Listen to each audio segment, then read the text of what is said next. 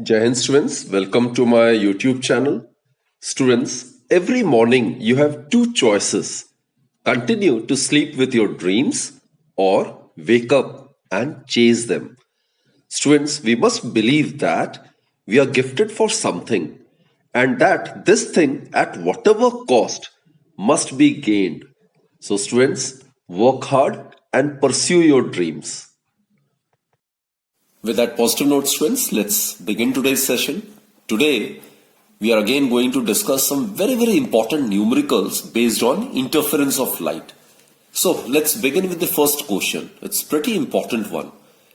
Two glass plates A and B are held close and parallel to each other. These are the two glass plates A and B which are held parallel and very close to each other. A narrow beam of monochromatic light of intensity I is incident on plate A, which is partially reflected and transmitted, right? Each plate reflects 25% of the light incident on it and transmits the remaining. 25% means 1 by 4 of the light is reflected by each plate, while 3 by 4 remaining means 75%, which is 3 by 4 of the light incident on the plate will get transmitted. We are supposed to find out the ratio of intensities of the minimum and maxima in the interference pattern produced by waves getting reflected once by each plate. Okay, students. So let's consider this plate A. This wave which is incident on plate A, it will get reflected, isn't it? And it will also partially get transmitted like this. So as per the question, each plate reflects 25% of the light. Now I is the intensity of the wave which is incident on plate A. So the reflected wave from plate A will have intensity 25%, means 1 by 4. So it will be I by 4, isn't it? And out of I, 25% gets reflected, 75% get transmitted. 75% means 75 by 100, that is 3 by 4. So, light of intensity 3 by 4 I will get transmitted through plate A and it will get incident on plate B. Now again plate B, students, it will reflect 1 by 4, that is 25%. So, incident light on plate B has intensity of 3 by 4I. Therefore, the light that gets reflected from plate B will have intensity 1 by 4 of 3 by 4I, isn't it? So it will be 3 by 16I. Clear, students? Now, it will get transmitted as well. So, it will get transmitted as well, like this. So this ray which will get transmitted from A, it transmits 75% of the light, right? So 75% means 3 by 4 of 3 by 16I. So that will give us 9 by 64I. Now these are the two waves. These are the two waves which will produce the interference pattern. These are the two waves, right? This is suppose I1. And let us consider this to be I2. So these are the two waves which will form the interference pattern. Again I repeat, students, these are the two plates which are placed quite close to each other. Each plate reflects 25% of the light incident on it and transmits the rest, that is 75%. So I is incident on plate A, therefore 25% gets reflected back, right? 25% means 1 by 4. Look, 25% is 1 by 4, while the remaining, that is 75%, is 3 by 4, right? So 25% of the light gets reflected and 75%, that is 3 by 4th of the light, gets transmitted from plate A, which get incident on plate B. Plate B again reflects 1 by 4th of the light incident on it. So 1 by 4th of the light incident on it would be 1 by 4 multiplied by 3 by 4i. That will give us 3 by 16i. Now this light, when it gets transmitted from plate A, it will be 75% of 3 by 16i. That is 3 by 4 of 3 by 16i, which will give us 9 by 64i. Right? So these are the two waves having intensities I1 and I2 which will interfere, which will superimpose and will form interference pattern, right?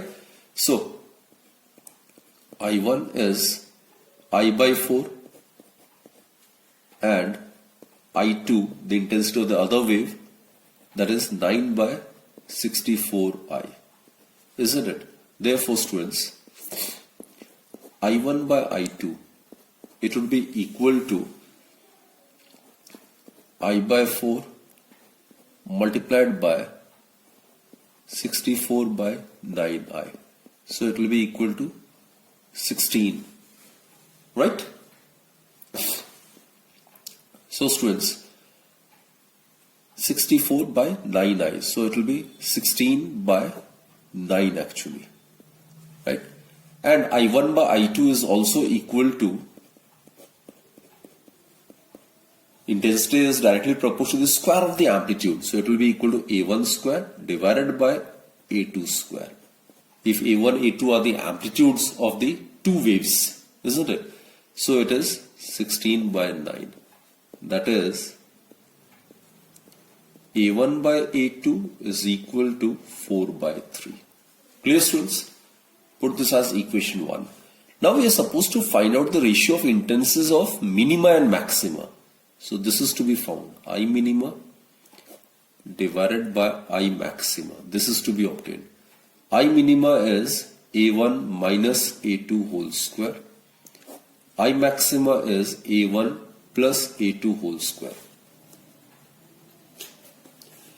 Now what we do is, dividing the numerator and denominator by A2, what we get is A1 by A2 minus 1 whole square divided by A1 by A2 plus 1 whole square. So from equation 1, let's substitute the value of A1 by A2 as 4 by 3. So it will be 4 by 3 minus 1 whole square divided by 4 by 3 plus 1 whole square. So it will give us 4 by 3 minus 1 is 1 by 3 whole square, that is 1 by 9. And reciprocal, it will get multiplied, so it will be 9 by 4 plus 3, 7 square, that is 49.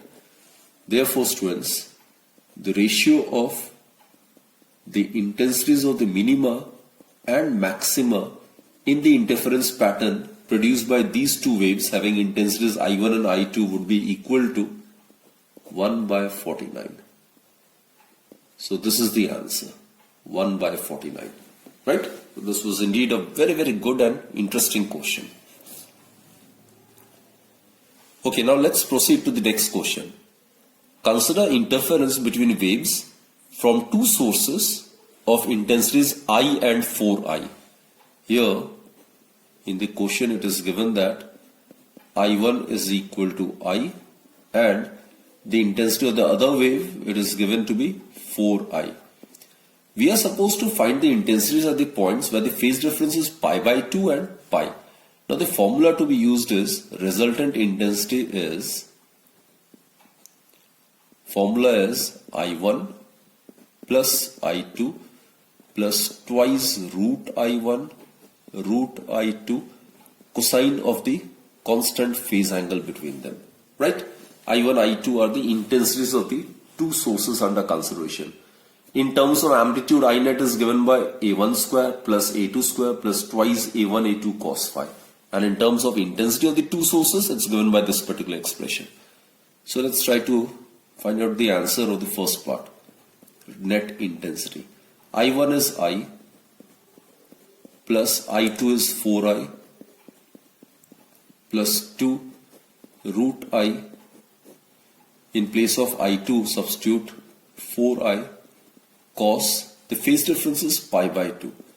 Now students, cos pi by 2, cos 90 is 0. So we'll be left with I plus 4I. That will give us 5I. So the resultant intensity at a point where the phase difference is pi by 2 is 5I, right? Similarly, we can solve for the second part.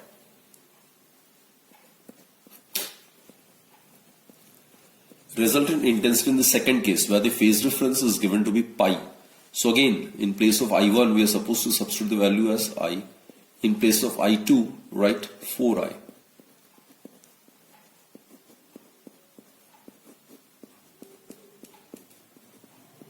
cos pi. Now cos pi is cos 180 degree, that is minus 1, isn't it?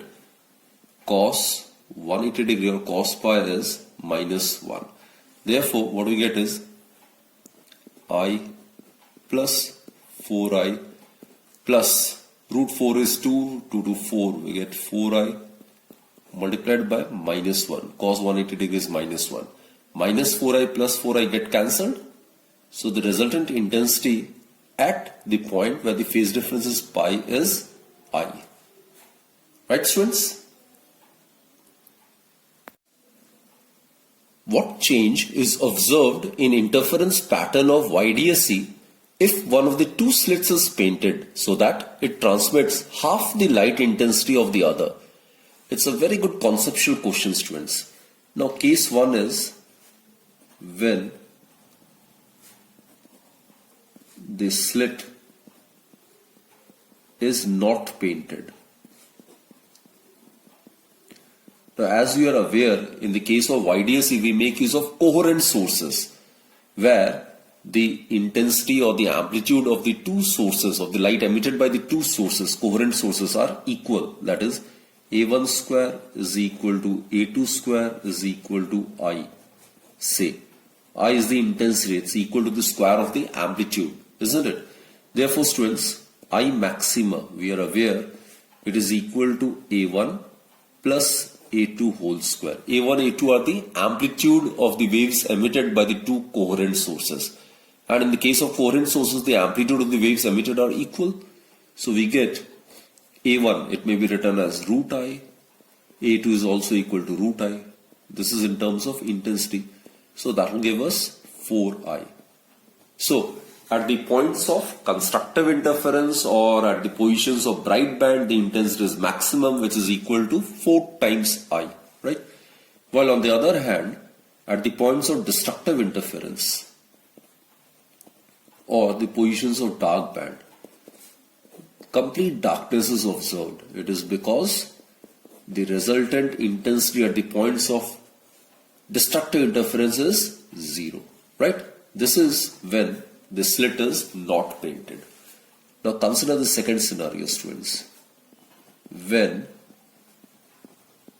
one of the two slits is painted.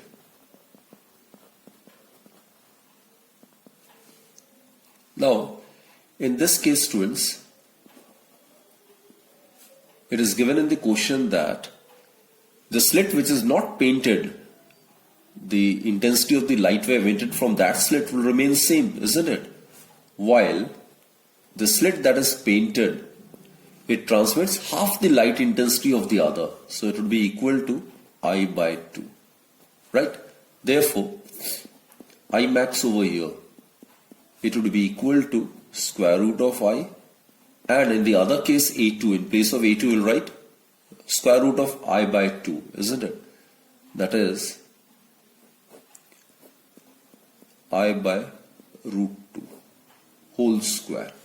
So it can be written as I can be taken outside, and it is 1 plus 1 by root 2 square.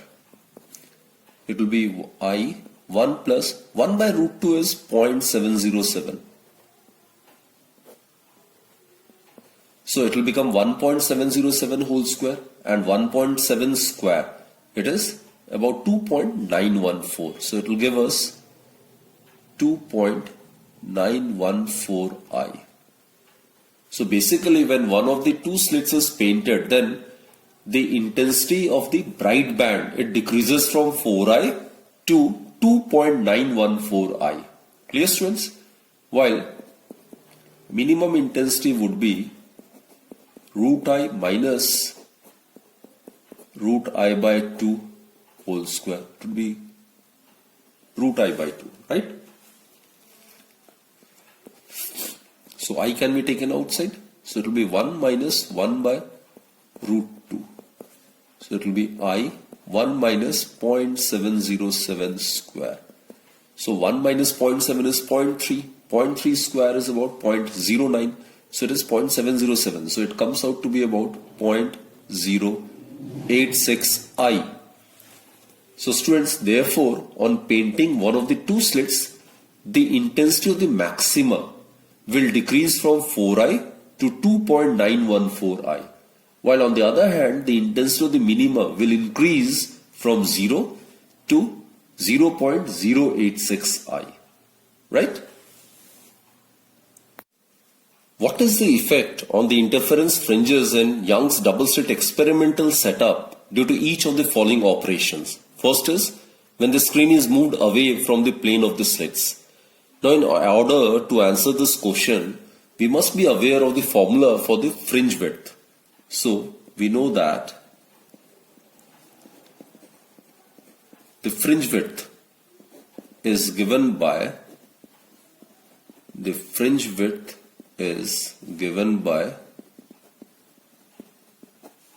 beta, it's equal to lambda capital D divided by small d. Lambda is the wavelength of the light wave that is used. D is the distance between the plane of the slit and the screen. Small d is the distance between the two sources, right? So as the screen is moved away from the plane of the slit, so capital D increases. As capital D increases, beta also increases. That is, students, in the first case, when the screen is moved away from the plane of the slits, D will increase and hence the fringe width also increase, right? Let's concentrate on the second part then. Second part is the source is replaced by another source of shorter wavelength. Now beta is directly proportional to lambda. Therefore, as the source is replaced by another source of shorter wavelength, as lambda decreases, therefore the fringe width beta also decreases, because the fringe width is directly proportional to the wavelength of the light wave, right?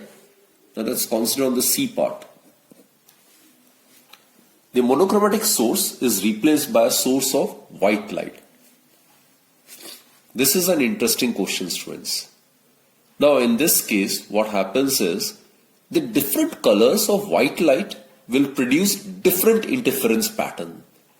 But the central bright fringes due to all the colors are at the same position. Therefore, the central bright fringe is white in color, isn't it?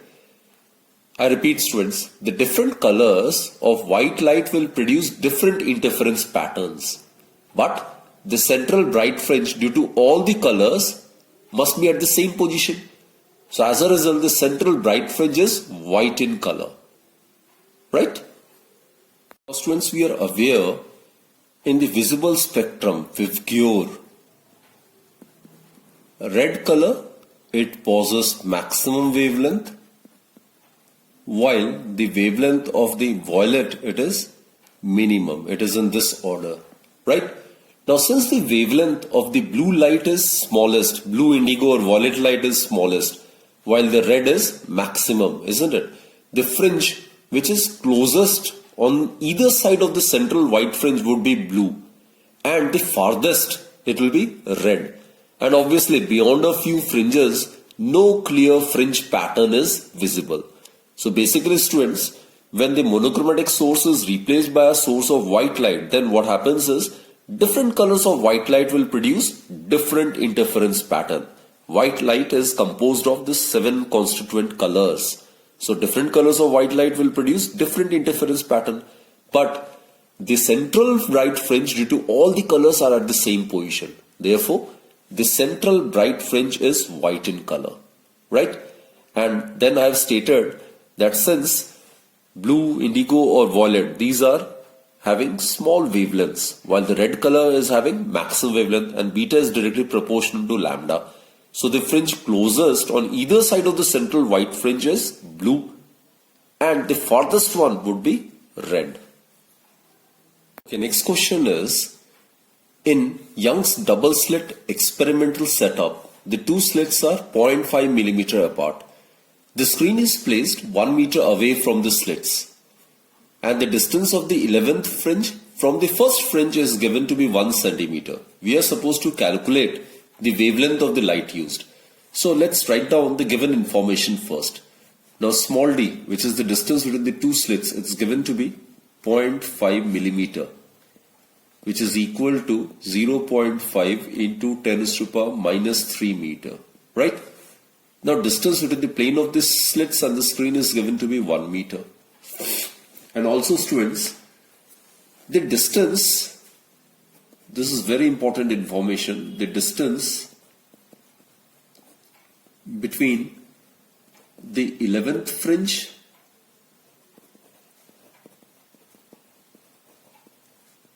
from and the first fringe.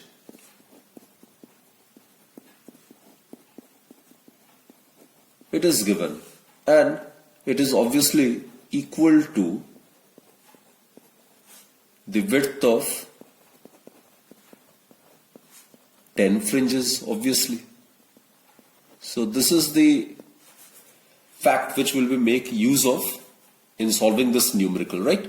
The distance of 11th fringe from the first fringe, that would obviously be equal to the width of 10 fringes. Therefore, the width of 10 fringes, 10 beta, it is given to be 1 centimeter, which is equal to 10 raised to power minus 2 meter. Now let's substitute the value. Beta is lambda capital D by small d. It is equal to 10 raised to power minus 2. Therefore, we need to find out the value of lambda. So, it would be equal to 10 raised to power minus 2 multiplied by small d divided by 10 into capital D. So, let's substitute the values. Small d is given to be 0.5 into 10 raised to power minus 3 in SI, all in SI. Capital D it's given to be 1, right? So it would be 10 raised to power minus 2 multiplied by 5 into 10 raised to power minus 3 divided by 100. So that will give us 10 raised to minus 4 into 10 raised to minus 3. So it will give us 5 into 10 raised to power minus 7 meter. Or lambda, that is the wavelength, is equal to 5000 angstrom. So this is the answer, students. Now let's proceed to the last question. In Young's double slit experimental setup, two coherent sources are 1.8 millimeter apart and fringes are obtained at a distance of 3 meter from them. If the wavelength of the light is 600 nanometer, find the number of fringes in the interference pattern 7 into 10 to minus 3 meter wide, right? So again, let's write down the given information. The distance between the slits is given to be 1.8 millimeter, which is 1.8 into 10 to power minus 3 meter. And the fringes are obtained at a distance of 3 meter from them. That is, the distance between the plane of the slits and the screen is given to be 3 meter. And the wavelength of the light used is 600 nanometer. It is 600 into 10 to power minus 9 meter, right?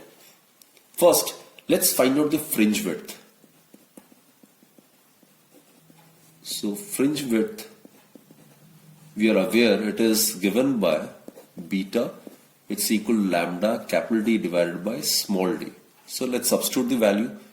Lambda is 600 into 10 to power minus 9. Capital D is 3. Small d, it's 1.8 into 10 to power minus 3. So that will give us 6 into 10 to power minus 7 into 3 divided by 1.8 into 10 to power minus 3. Right?